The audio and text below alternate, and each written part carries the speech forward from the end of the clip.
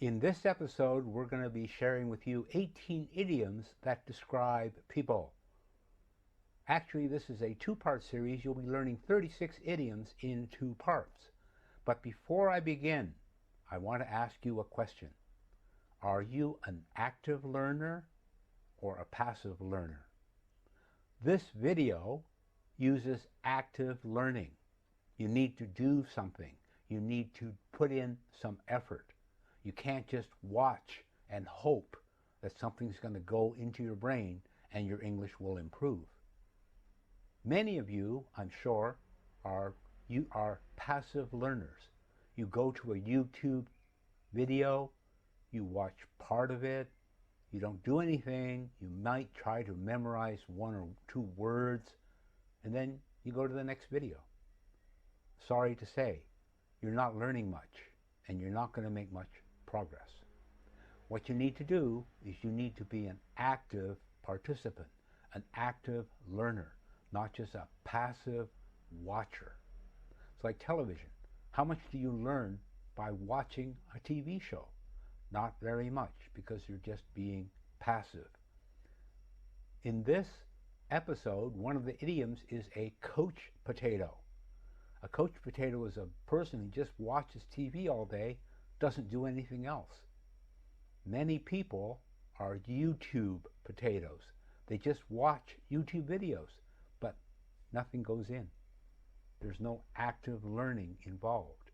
They're very passive. So, we're going to be using active learning in this video, and you need to do what I tell you. And here's the most important part. You're going to be learning a skill that will improve your thinking in English. This is something that you really need to work on. How can you learn to think in English, not just try to listen?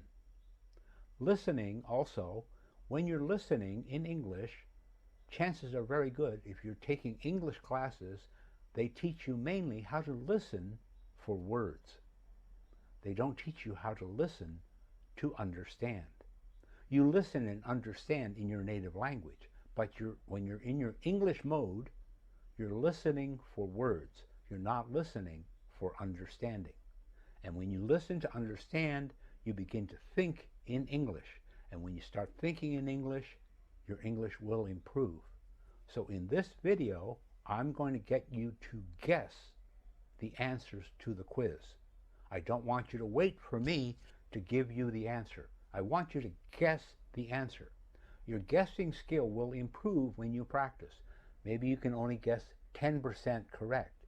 Maybe later, as you progress, you'll get 20%, 30%, 50%. When you get to 80 or 90% of guessing what people are talking about, your understanding level goes up tremendously, and your skill level in speaking and listening will improve as your understanding improves. Guessing is a very valuable skill. It's the skill that native speakers of English have that you don't. You know, you think, oh, they must have thousands of idioms memorized. That's not the way they know idioms. They know idioms by the use of the rest of the sentence. How the idiom is used and the rest of the sentence, they can guess what the idiom means. They don't know all the idioms by heart. They don't memorize idioms. They don't memorize books and lists of idioms. They just learn to guess. So, watching this video and doing the exercise by guessing, you're going to start getting that same skill. Guessing. Let's get started. Are you ready to put some effort into learning these idioms? In this episode, I'm going to help you develop your English thinking skills. You're going to learn 18 idioms that describe people. It's a quiz format. You will need to guess the answer based on the rest of the sentence. Because you have not done this type of exercise before, it will seem difficult. The first time you learn something that you've never learned before will be very difficult. But I really have to emphasize, guessing is a very important skill if you really want to master English fluency. However, if you try guessing the answer, not just listening and watching the video, you will improve your understanding of idioms. You will be able to understand without memorizing. And that's really a powerful skill. Some of you, hope it's not you, will be lazy and just wait for me to give you the answer. If you're doing that, you really don't learn much. This exercise uses active learning. If you just watch it passively and then you're expecting a great result, you're going to be disappointed and you're wasting your time. If you go through part 1 with some real effort, you really try and guess, when you get to part 2, you will see how much you have improved your thinking, listening, and guessing skills. They're all combined in one. First, you need to make some effort. Go get a piece of paper, pen and paper, because you're going to need to write down these 18 phrases on a piece of paper so you can join in the quiz. Go get a piece of paper and pen, pause the video. Let's get started. You need to write these 18 phrases on a piece of paper. Pain in the neck, crank, coach potato, chatterbox, eager beaver, wallflower, early bird, golden boy, wimp, happy camper, moaning Minnie, wet blanket, anorak, smart cookie, life and soul of a party, bunny boiler, slave driver, tearaway. So now you've got the 18 words written on a piece of paper. Here's one tip. Because you're doing 18 questions and you don't know which answers are correct, it's possible that one of the ones that you guessed in question 1 may be the correct answer in question 12. So don't cross them off one by one as you use them. They could be any of the 18, right? So you don't know the answer yet, so maybe answer number 1 could be answer number 10. It could be answer number 14. So don't think, oh, I'll just cross off each one as I use them, because that's not the smart way to do this quiz. The answers could be any of them, okay? Even what you think is correct in another answer. Let's get started. Nobody likes Peter very much because he's so annoying. He's a right. So the clue is, nobody likes Peter very much. He's so annoying. Guess the correct phrase. Pause the video. Andy is so boring. Did you know that his idea of a perfect day is going to the station to collect train registration numbers? What an Andy is so boring. Did you know that his idea of a perfect day, there's your clue. I know that you don't like your job very much, but I wish you would stop complaining about it all the time. Don't be such an. I know that you don't like your job very much. I wish you would stop complaining about it all the time. That's the clue. Imelda loves working here. She's a real. Imelda loves working here. Take a guess. Pause the video.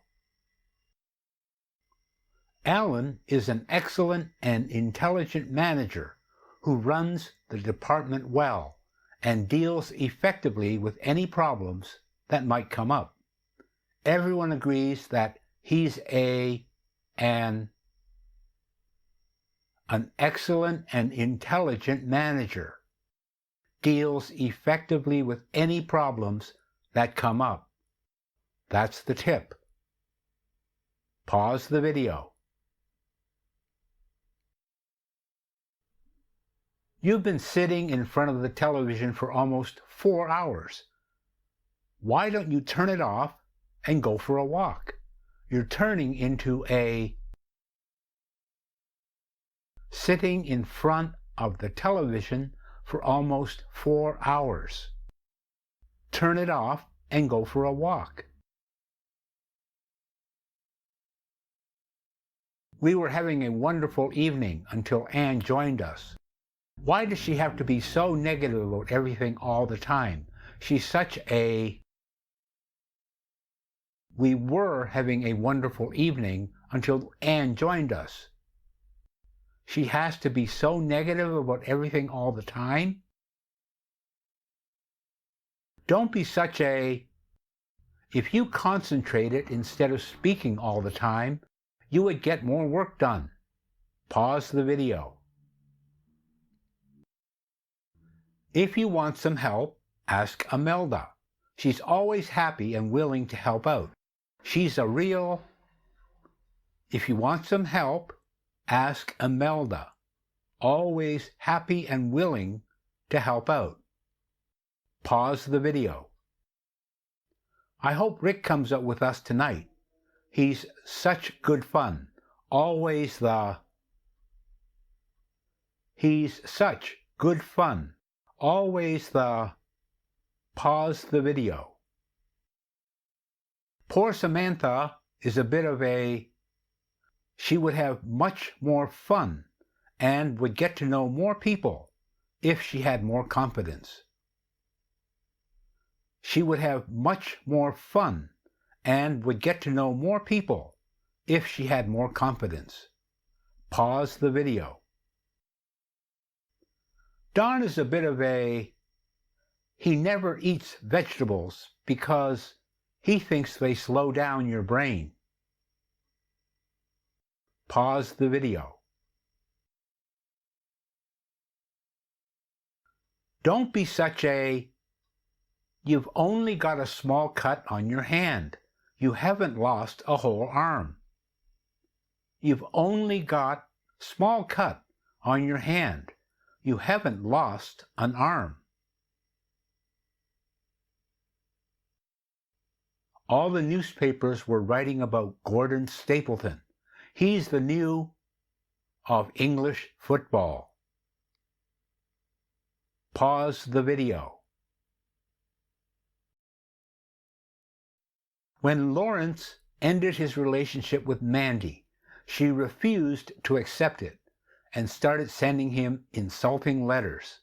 Then, one day she went to his house and threw a brick through his window. I never realized she was such a... When Lawrence ended his relationship with Mandy, she refused to accept it, started sending him insulting letters. Then, one day she went to his house and threw a brick through his window. I never realized she was such a... Pause the video. My line manager, Mr. Burton, is a real... Yesterday he made us work for 6 hours without a break and wouldn't let us leave until 7 o'clock. So the sentence is, yesterday he made us work for 6 hours without a break and wouldn't let us leave until 7 o'clock. Think about this one. Maureen is in this company. She starts work at 7 o'clock, 2 hours before anyone else arrives. There's the clue. She starts work at 7 o'clock, 2 hours before anyone else arrives. So Maureen is a very what person? Think about that. I'm afraid my son has become a bit of a... He stays out all night with his friends, and he never listens to a word I say. I'm afraid my son has become a bit of a... He stays out all night with his friends, and he never listens to a word I say. Let's check the answers. Nobody likes Peter very much because he's so annoying. He's a right pain in the neck. Someone who is very annoying. This is also shortened to a pain. Peter is such a pain. Andy is so boring. Did you know that his idea of a perfect day is going to the station to collect train registration numbers? What an anorak. Someone who is very interested in something that most people think is boring or unfashionable. Nerd is another term that's similar to anorak. Nerd has a similar meaning, but is usually used to describe someone who is very interested in technical or scientific subjects, especially computers. George is a real computer nerd. Nerd can also be used to describe someone who is not physically attractive and does not have much social ability. He or she might also wear nerdy clothes or have a nerdy haircut. I know that you don't like your job very much, but I wish you would stop complaining about it all the time. Don't be such a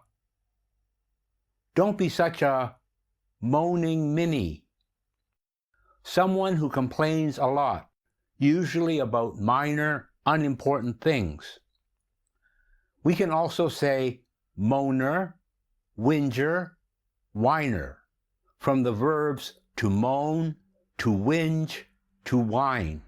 He's such a moaner. She's a real whinger. He's a whiner. If the person who always moans, whinges, whines is also unhappy all the time, we could call him or her a bellyacher. Imelda loves working here. She's a real happy camper. Happy camper. Someone who enjoys their job and the company they work for. Eager beaver can also be used in this sentence. A happy bunny is a similar expression, which can be used to describe anyone who is always smiling and happy.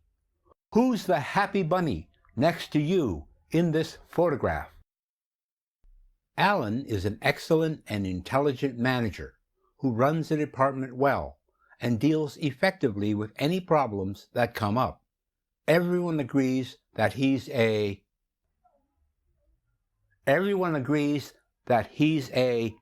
smart cookie. Someone who has a strong character or who is intelligent and deals well with problems and disappointments. We can also say a tough cookie. You've been sitting in front of the television for almost 4 hours.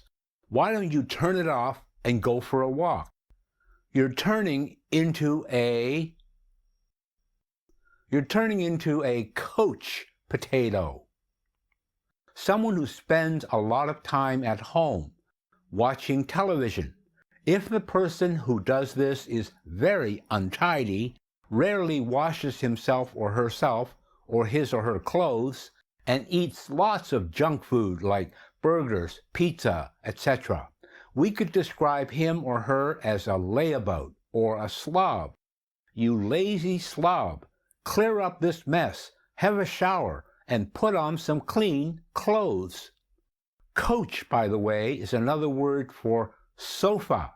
So we don't use sofa potato, though. It's always a coach potato. We were having a wonderful evening until Anne joined us. Why does she always have to be so negative about everything all the time? She's such a wet blanket.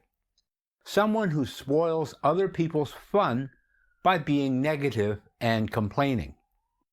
We could also say a killjoy, someone who makes it difficult for people to enjoy themselves, or, less specifically, a pain in the neck, which we talked about in number 1.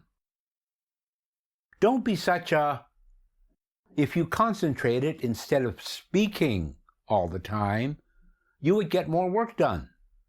Don't be such a chatterbox, someone who talks a lot. Now let me stop here for a minute. One of the challenges for you, if you're learning English, a lot of the time you think, if I want to improve my English, I must speak more. Problem is, you have a chance of becoming a chatterbox because you're trying to learn to speak more, you speak more. And because you speak more, you're boring. People don't like listening to a chatterbox.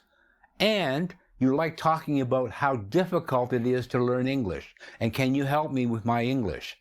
People are bored with that.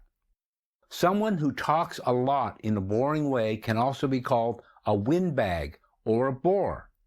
And you can compare these with big mouth, which is in part 2 of this series. But again, be aware that you can become the chatterbox because you want to speak more. Conversation is a two-way street, speaking and listening. Learn to listen more, and by listening more, you will speak better. The idea that you must speak more all the time can create and make you into a chatterbox. And I guarantee, no one likes to talk to a chatterbox. If you want some help, ask Imelda. She's always happy and willing to help out. She's a real eager beaver. Someone who is extremely enthusiastic and enjoys working extremely hard. Note that the people in numbers 4, 5, and 9 could also be described as a live wire. Someone who has a lot of energy and is interesting to be with. I hope Rick comes out with us tonight. He's such good fun. Always the life and soul of the party. Someone who is good company, lively, and fun to be with. Note that this expression always uses the, not a. A person who gets on well with lots of people in different situations, social, work, etc., is a good mixer. Likes people. Can usually be shortened to the life of a party. He's such good fun. Always the life of a party. A person who loves going to parties and having fun is called a party animal. Poor Samantha is a bit of a... She would have much more fun and would get to know more people if she had more confidence. Poor Samantha is a bit of a wallflower. Someone at a social event who has no one to dance with or talk to, often because they are shy. Shrinking violet has a similar meaning. Don is a bit of a... He never eats vegetables because he thinks they slow down your brain. Don is a bit of a crank. Someone who has very strange ideas or behavior. We can also say an oddball, or informally, a weirdo.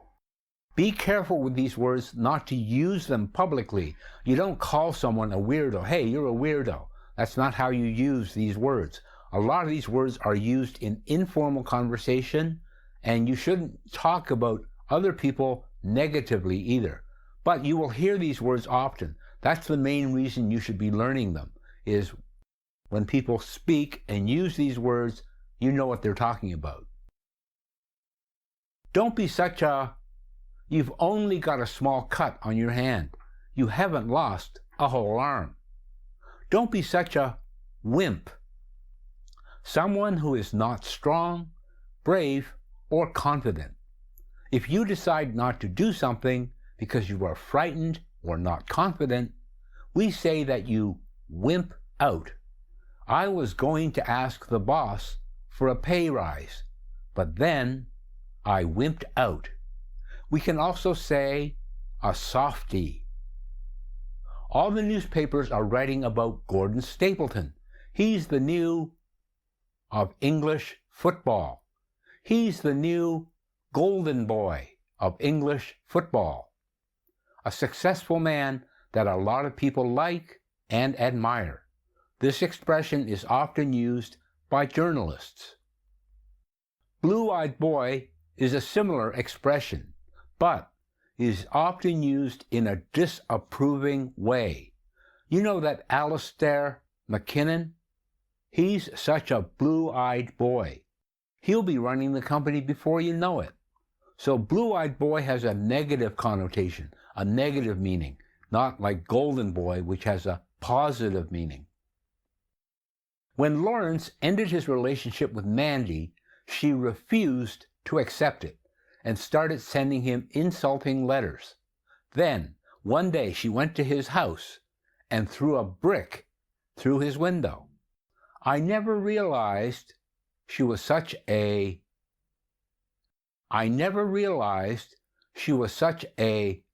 bunny boiler. A woman who reacts badly and sometimes violently if a man ends a relationship with her and treats her badly in other ways.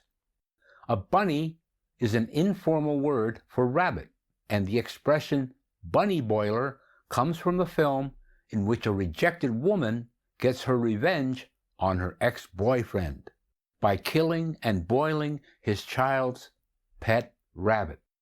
There's no male equivalent of this expression. Note that troublemaker could also be used. My line manager, Mr. Burton, is a real. Yesterday he made us work for 6 hours without a break and wouldn't let us leave until 7 o'clock. My line manager, Mr. Burton, is a real slave driver.